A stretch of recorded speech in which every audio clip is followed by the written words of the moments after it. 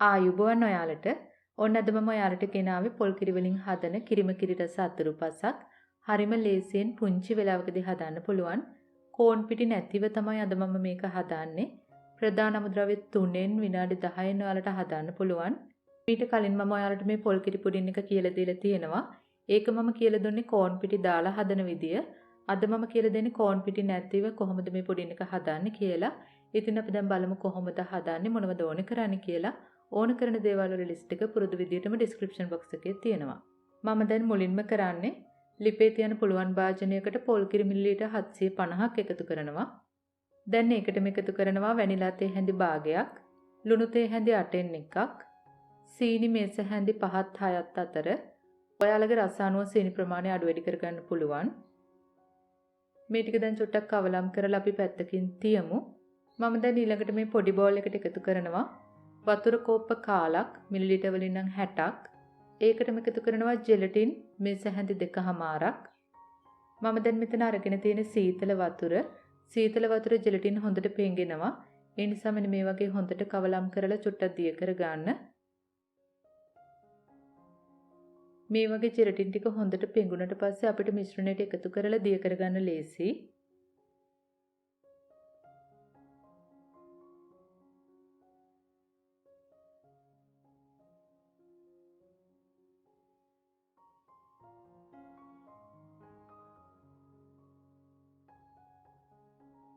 අපි දැන් අපේ පොල් කිරි මිශ්‍රණය මෙන්න මේ වගේ ලිපේ තියලා හොඳට උණු වෙන තියමු. මෙන්න මේ වගේ කවලම් කර කර උණු වෙන මට්ටමට එන්න දෙන්න. ඔන්න දැන් මේ මිශ්‍රණය උණු වෙන මට්ටමට ඇවිත් තියෙනවා. මම දැන් අපේ ජෙලටින් මිශ්‍රණය මේ වගේ එකතු කරනවා. දැන් ජෙලටින් ටික හොඳටම දිය වෙනතුරු මෙන්න මේ වගේ කවලම් කර කර හදා ගන්න.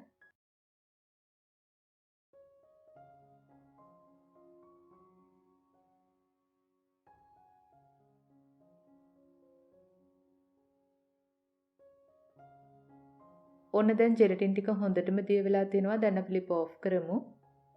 මම අද මේ පුඩින් එක හදාන්නේ ලේයර්ස් දෙකකට. මෙන්න මේ අඟල් අටේ බේකින් ට්‍රේ එකේ තමයි මම හදාන්නේ.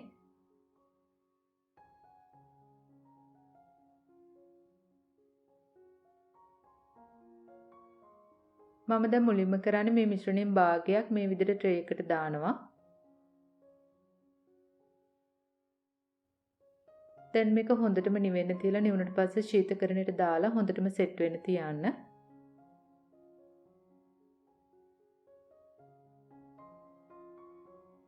මම දැන් කරන්නේ ඉතිරි මිශ්‍රණයට රෝස් පාට ෆුඩ් කලරින් චුට්ටක් එකතු කරනවා. ඔයාලා කැමති පාටක් කැමති ෆ්ලේවර් එකක් එකතු කරන්න පුළුවන්. ඔන්න දැන් අපේ සුදු පාට ලේයර් එක හොඳටම සෙට් වෙලා තියෙනවා. රෝස් පාට මිශ්‍රණයක් දැන් හොඳටම නිවිලා තියෙනවා. දැන් අපිට පුළුවන් සුදු පාට මිශ්‍රණයට උඩින් රෝස පාට මිශ්‍රණය දාන්න. දැන් ආයෙත් ශීතකරණයේ තියලා බාගෙට සෙට් වෙන දෙන්න.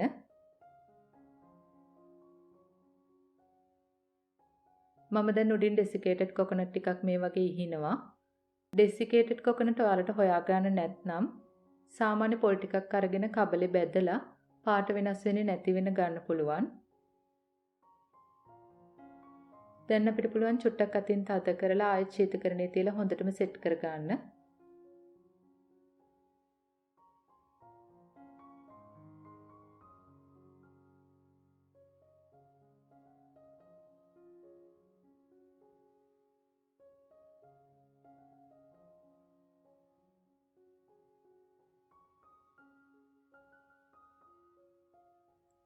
ඔන්න දැන් හොඳටම සෙට් වෙලා තියෙනවා. දැන් අපිට පුළුවන් මේ විදිහට කපා ගන්න.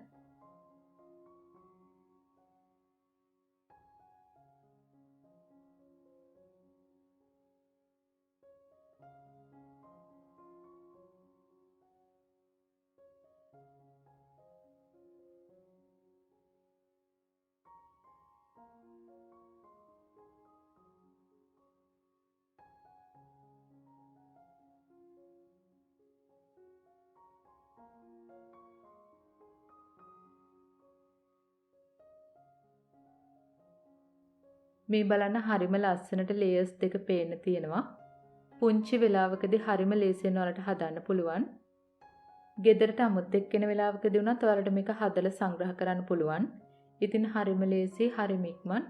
මේ පුඩින් එකට ඔයාලට කැමති ෆ්ලේවර් එකක් එකතු කරන්න පුළුවන්. කැමති පාට එකතු කරන්න පුළුවන්. මේ පුඩින් එක ඔයාලා හදලා බලන්න. පොල් කිරි වලින් හැදුවා කියලා හිතන්නවත් බෑ. වෙනස්ම විදිහේ රසම රස ඉක්මන් අතුරු පසක්.